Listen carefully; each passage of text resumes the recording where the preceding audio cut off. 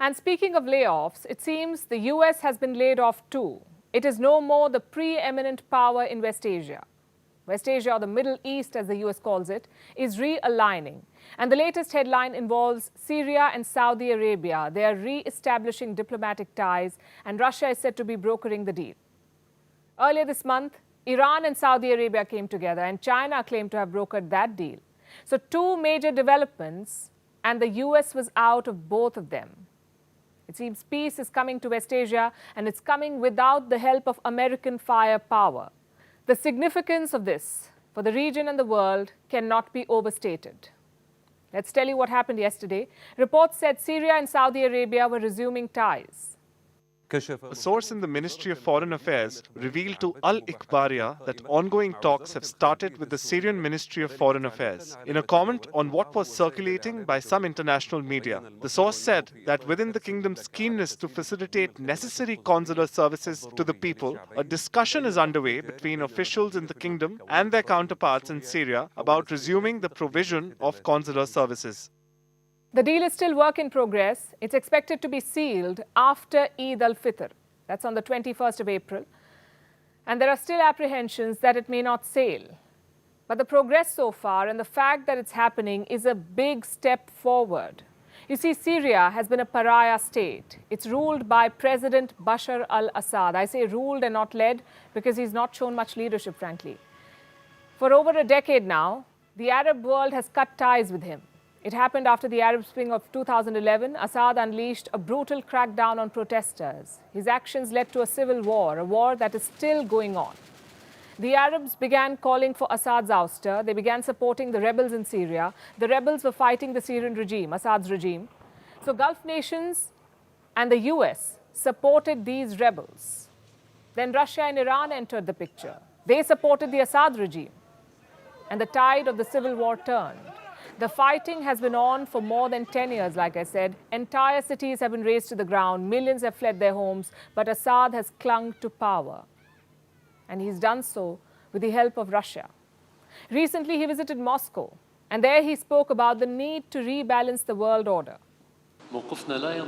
Our stance doesn't only stem from the strong friendship that we have, nor does it stem from the loyalty you have shown us. Our stance comes from the world's need today for rebalance. Otherwise, the world will head toward explosion and destruction.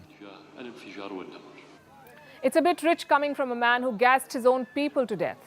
But in politics, past crimes are forgotten to pursue future gains. And so Syria is being welcomed back into the Arab fold. Iran and Saudi Arabia have buried the hatchet. Russia and Saudi Arabia have joined hands to control the oil market. So a proxy war in Syria does not make sense anymore. The Saudis are talking. The Russians want to play peacemakers, and the Syrians may be able to end their global isolation. Basically, it suits everyone, except for the US, which is nowhere in the picture. In the last few weeks, Bashar al-Assad has been traveling. He visited the UAE and Oman. They made it look like a post-earthquake outreach. You know, apart from Turkey, Syria also suffered because of the quakes last month, and the Arabs are now giving humanitarian assistance. But this was also a way to re-induct Assad into the international fold. And Saudi Arabia is leading this front, this effort. Its foreign minister said there is growing consensus that Syria should be brought back into the Arab League. Syria was booted from the league in 2011. Now it may rejoin. The next Arab League summit will be held in the month of May, and the Saudis will host it. Where does all of this leave the US? What is America doing while the West Asian countries realign? America is bombing Syria. It carried out multiple airstrikes last night. These were in eastern Syria. The targets were groups aligned with Iran. The US blames them for a drone attack that took place yesterday. The attack led to 1 death and 6 injuries, so the Americans are raining fire now. But even with all this firepower, they're losing in this game. US allies are striking peace deals against its wishes. Meanwhile, Russia is doubling down. Reports say Russian jets fly over American military bases almost every day now. It's as though the US is being hemmed in from all sides. Could this be the end of the US dictating moves in West Asia? Honestly, that's still probably a long way off. but it's certainly the beginning, and perhaps the US realizes this. Reports say it's relocating advanced fighter jets from West Asia to the Pacific and Europe. It is sending aging planes to West Asia instead.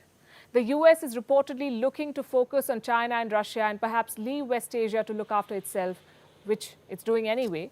Remember, Joe Biden had promised to make Saudi Arabia a pariah on the global stage. Now it seems it's Saudi Arabia that is making the US an outcast in the region.